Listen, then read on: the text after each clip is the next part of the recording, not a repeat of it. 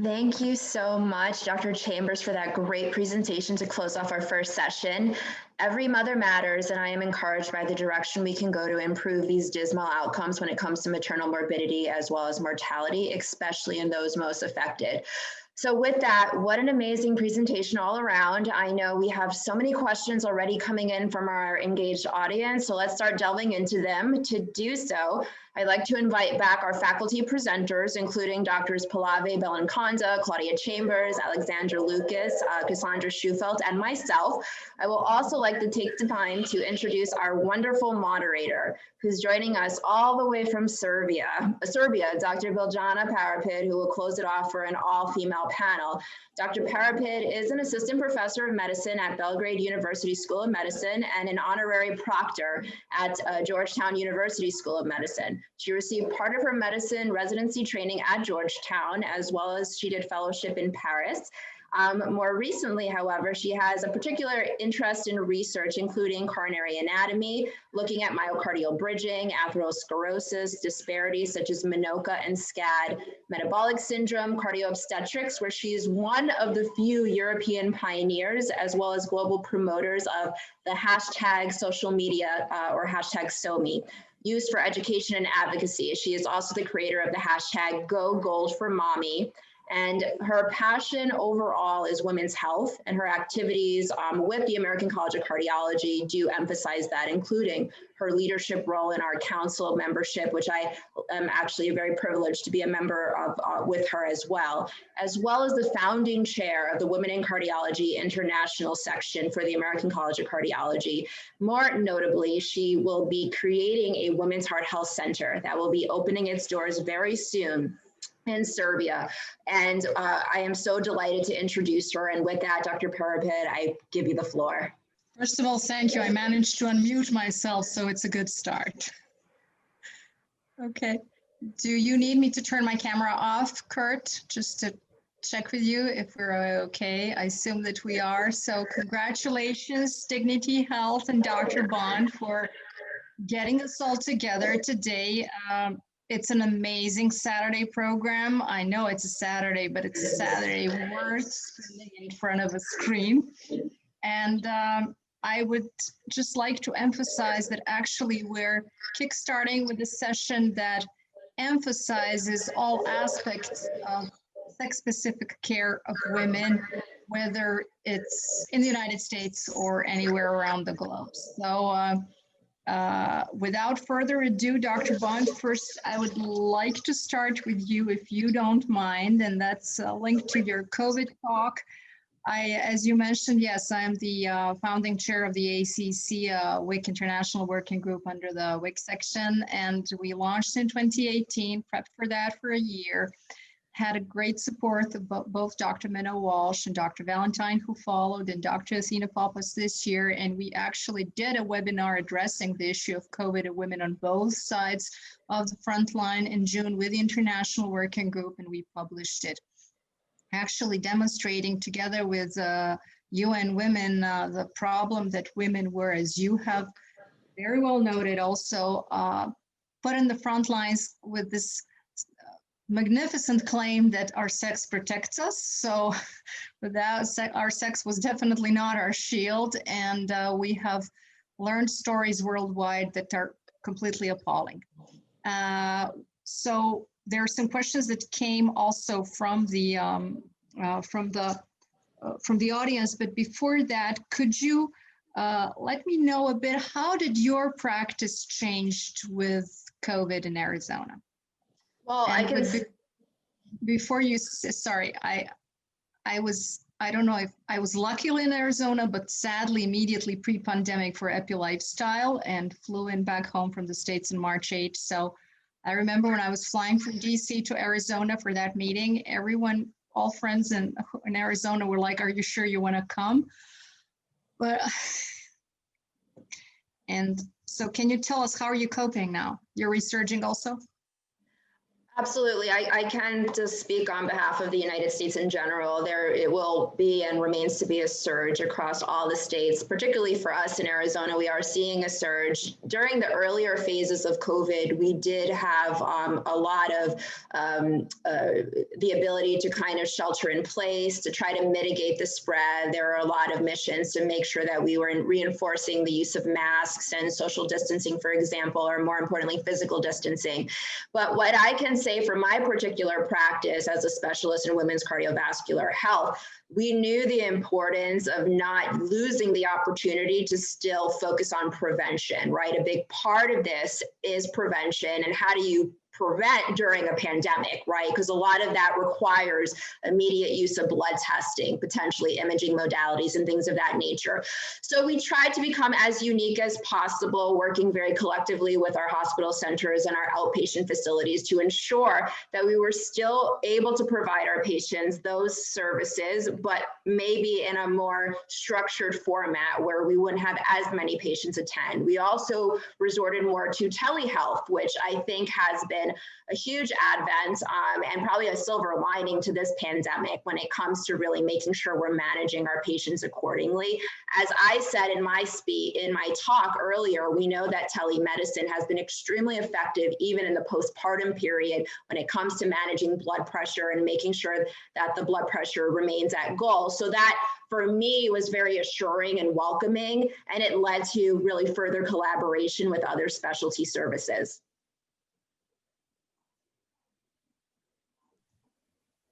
Thank you so much. There's a question that came from the audience, but before I address that, I think that actually one of the silver linings, although this is now being for too long to be rationing as a silver lining, is actually exploring telemedicine and providing care for all those who cannot get so easily to see a doctor anywhere around the world.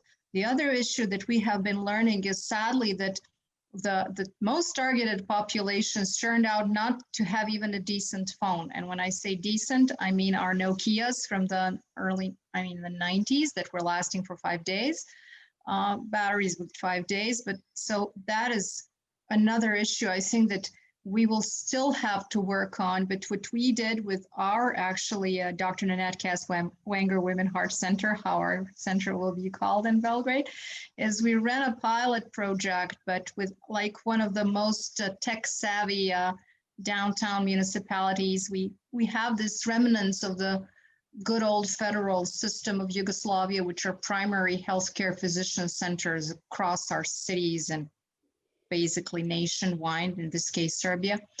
And fortunately, as you wisely said, it opens the window, but I'm just afraid that we will not be managing to reach all those who actually needed the most. So I'm getting back to the question from the audience, and that was, you touched on actually post-COVID fatigue and everything that is related to immunoresponse. So our audience wanted to know, is there something that would actually prompt you to send someone for CV testing, specific either lab or imaging, I assume, or one of our testing options? So when is actually the moment that you start suspecting that the fatigue is not just the post-COVID fatigue, but there's something more than that? Thank you so much.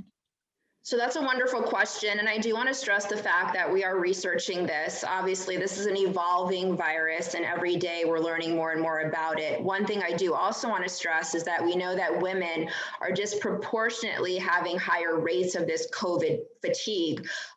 One may suggest it's because, again, our immune response is a little bit more robust. Therefore, the potential, even mild symptoms may linger on a little bit longer. But again, research needs to be made. That being said, when we are thinking about cardiovascular disease, we have studied this at least in athletes in terms of what should be an appropriate cardiac workup, or using what we like to call a multimodality imaging approach. So we know that irrespective of if a patient has a mild form of COVID or a severe form, and they are a professional athlete, someone who's going to be out there and on the field, either be football, basketball, etc., we want to make sure that structurally their heart muscle is pumping accordingly. So that's an echocardiogram. There also has been data to suggest that the use of cardiac MRI maybe absolutely gold standard going forward, because that at least will allow us to look for myocarditis or inflammation of the heart muscle. You know, we have looked at even coronary CT angiography, and that may be preferable, particularly in patients that have chest pain in addition to the fatigue after they are diagnosed with COVID-19. But what I want to stress is that for the general population, we are still learning day to day what is the best way for us as cardiologists to work our particular patients up. But one thing I want to stress is that if you're feeling symptoms, it's very important you have this discussion with your physician so we can figure out what is the best course moving forward.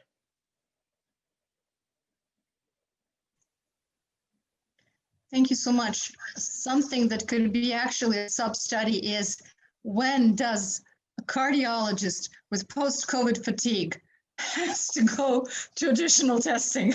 And I think that would be a very interesting sub-study for all of us on the panel.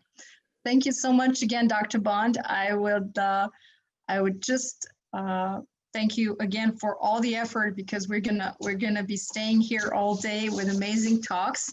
And so Dr. Lucas was the next with something that is something we always think about, but frankly, in my practice setting, who ends up seeing a rheumatologist? Only actually women who miscarried, and those that a hematologist sent additionally to a rheumatologist, but sadly, very rarely we see women being referred to, and that is something that we should be doing.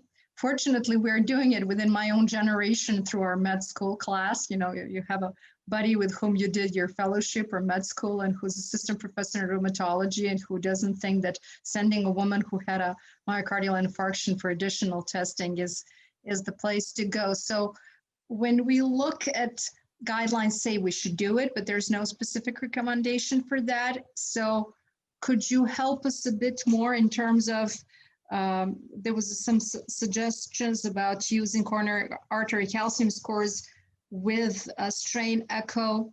What are your thoughts on that, Dr. Lucas? Oh, thank you. Excellent question, and it's so true.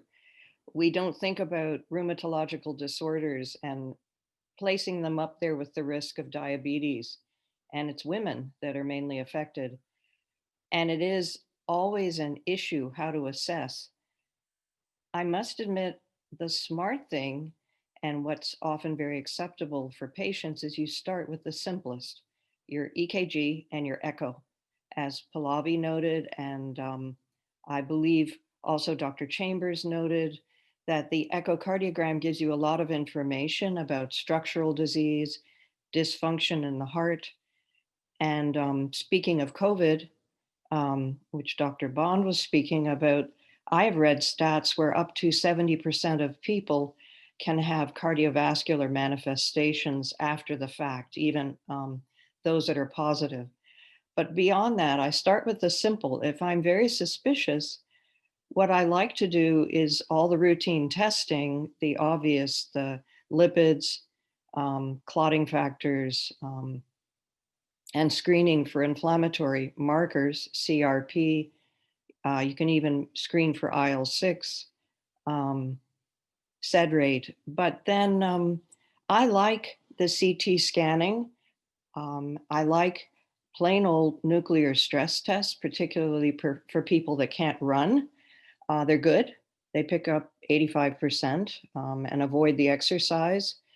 CT screening works very well. My only issue has always been, yes, you can screen and it gives you a lot of information for calcification. And if you do angiography throughout, then you can look for aneurysms as well. But sometimes you'll see calcium without seeing functional blockage. And then, of course, just as was mentioned, if a patient is highly symptomatic with EKG changes or post-event, they should be treated as anyone else, and you should refer them for possible angiography and intervention if indicated. You shouldn't ignore them. And I will give you one last comment. This is a bit long response, but I remember my first practice in Edmonton, Alberta in Canada. My first year, I was running to Grand Rounds, And out came the article in the New England Journal from Boston that said women with cardiac events were not getting angiograms, and I've never forgotten it. So that's my approach. Would everyone agree? I agree with you, especially because you're the living and researching proof of a woman in medicine who knows that clinical and basic research cannot go their separate ways. You're an interventional cardiologist who returned to research, and when Dr. Bond mentioned your activities in Haiti, you tremendously reminded me of my own first United States WIC mentor, and that is Dr. Cynthia Tracy, who is an EP. She moved from Georgetown to GW in 2004 when MedStar bought them, and she still does her mission work at that time she was going to Nicaragua, and she does it also with her daughter. So I think that she's the first one who kept asking me about my 5-year plan. So thank you so much for showing actually all of us how this job should be done. Well, I would like to continue fast because we're nearing the end of our discussion. We're almost halfway gone through there. So I will move to Dr. Bellamkonda. It was an amazing talk. And my question for you is more dedicated now, since we sadly see so many women with breast cancer who lived what they lived and no one wants to live it. We know it. But the thing is, what would you advise for someone who received all treatment that we know is deteriorating cardio function? What is the rate of follow-up post-oncological treatment? So post-chemotherapy for patients who've had normal heart function, but with elevated troponins, we would do echocardiogram every 3 months for up to 1 year. And if it's been stable, then every year. And after that, every 5 years would be good. But if they've had no risk factors, troponins have been normal, no other cardiac symptoms, every 5 years is what the recommendation is. And post-radiation therapy, echo or stress testing every 5 years. And of course, annual physical exam and history taking at least once a year to look through the signs and symptoms of heart disease.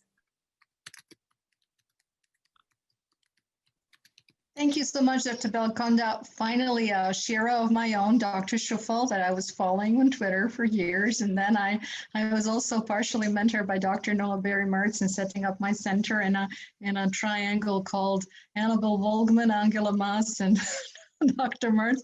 So just a quick question for you, since you're the global menopause guru.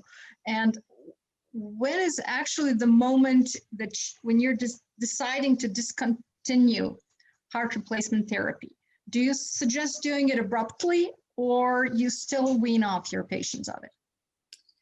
Yeah, so this is an important question because we're always taught about how to start hormone therapy, but nobody really talks about how to stop hormone therapy. So in general, I try to taper down more slowly. Now, the research is very mixed out there. They've shown that there's really no difference in terms of return of symptoms if you cold turkey versus if you taper.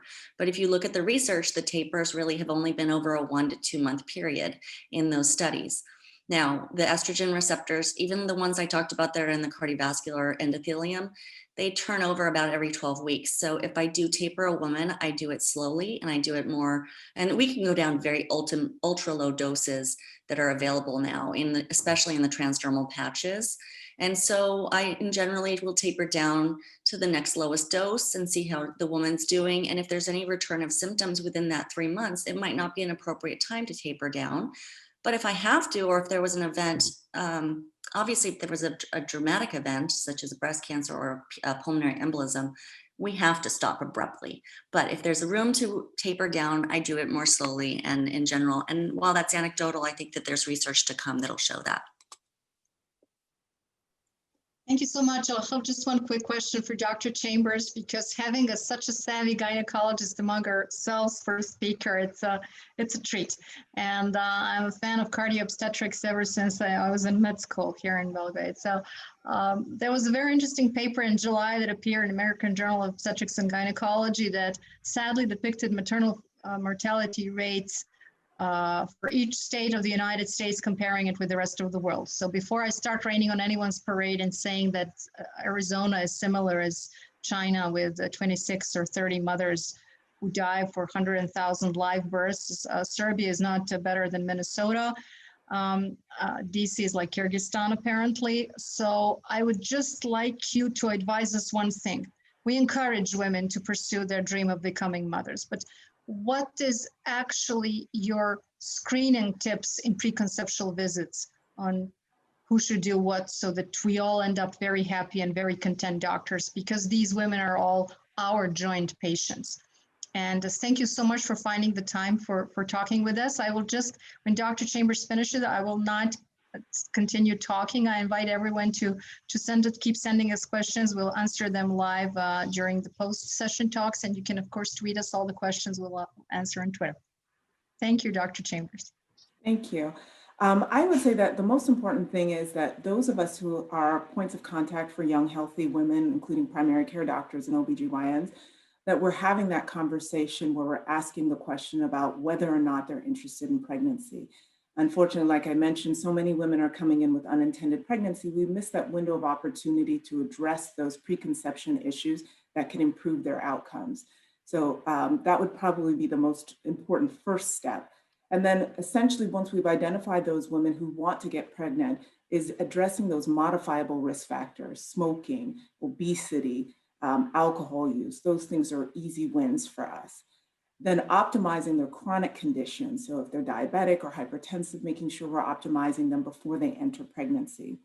I think other things to consider is really looking at those visits or those touch points, really looking at pregnancy complications from prior pregnancies to, again, identify those women who may be at high risk going into a pregnancy. And then finally, I think it's educating women on their age-related risk factors, as well as other race-related risk factors, so that they can have agency as they move into their pregnancy and advocate for themselves. Thank you so much. And thank you, Dr. Parapid, for that amazing moderation. I also want to wish you a very happy belated birthday. So with that, we're now going to be moving on to our second session. So you'll be leaving this Zoom room and going back to our main hall where you'll be able to access that. We do encourage you to see our exhibitors as well. And we look forward to answering further questions at the end of our symposium during our networking event. Thank you all. Bye-bye.